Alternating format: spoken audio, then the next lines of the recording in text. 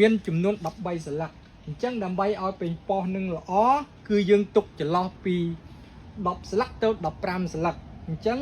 យើងអាចកាត់ទុក12ក៏បានដែរបើសិនជាហៅស៊ឺនេះទៀតយើងទុកត្រឹម12ឬក៏11ស្លាកបានហើយរបៀបនៃការកំណត់ស្លាកខ្ញុំបានធ្វើច្រើនវីដេអូហើយវីដេអូចាស់បងប្អូនអាចទៅទស្សនាបានអំពីរបៀបនៃការកំណត់ស្លឹកហ្នឹងយកប្រមាណអីប្រមាណបងប្អូនអាចទៅមើលវីដេអូចាស់បានហើយដើម្បីកាត់ស្លឹកឲ្យស្អាតល្អបងប្អូនត្រូវមានកាំបិតនេះមួយកាំបិតនេះគឺមានសារៈសំខាន់ដែរក្នុងការកាត់ពីព្រោះបើសិនជាកាំបិតអត់មុតទេវាធ្វើឲ្យដើមពេញប៉ោះហ្នឹងវាមានរបួសមានស្នាម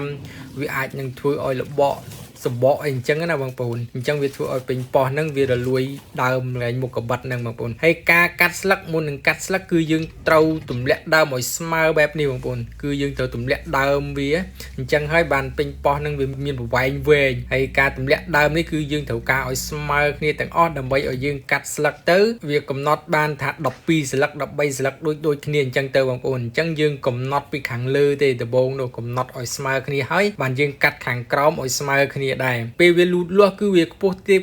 អញ្ចឹងបងប្អូនពេលយើងទម្លាក់ហើយបានវាស្មើហើយហៅស៊ឺ7 8ខ្នង7ខ្នងមួយខ្នងមាន4ជួរគឺយើងទម្លាក់បែបហ្នឹងយើងប្រើរយៈពេលប្រហែលជា2ថ្ងៃកន្លះគ្នា2នាក់ដើម្បីទម្លាក់ដើមហ្នឹងឲ្យស្មើហើយបានយើងកាត់ស្លឹកវាបងប្អូនហើយការកាត់ស្លឹកវាអាចខុសគ្នាតិចតួចខ្លះ11ខ្លះ12យ៉ាងទៅខ្លះ13យ៉ាងទៅវាអាចខុសគ្នាតិចតួចអញ្ចឹងបងប្អូនហើយការកាត់បងប្អូនមើលទៅការកាត់គឺ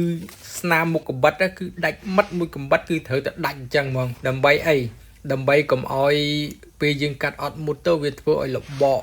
សម្បកវាហ្នឹងណាមានមេរោគទុំជាប់នៅទីហ្នឹងវាអាចឆ្លងរោគទៅកាន់ពេញប៉ោះហ្នឹងហើយការកាត់ស្លឹកនេះគឺយើងមានជាអកុលទៀតបងប្អូនអកុលជាលក់កបិតណាពេលយើងកាត់4 10ដើមអញ្ចឹងទៅយើងយកកបិតហ្នឹងទៅជាលក់អកុលហ្នឹងតិចអញ្ចឹងទៅហើយនេះបន្ទាប់ពីយើងកាត់ហើយគឺវាបែបហ្នឹងបងប្អូនកាត់ហើយគឺវាទទួលបានពន្លឺគ្រប់គ្រាន់យើងងាយស្រួលក្នុងការកាត់ស្លឹកហើយការកាត់ស្លឹកនេះវាអាចវិលជុំបងប្អូនពេលយើង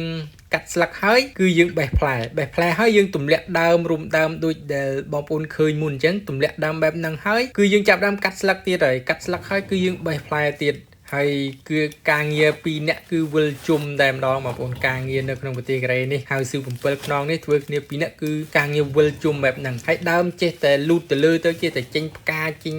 ក្តឹបថ្មីមកអាក្រមនេះគឺចេះតែ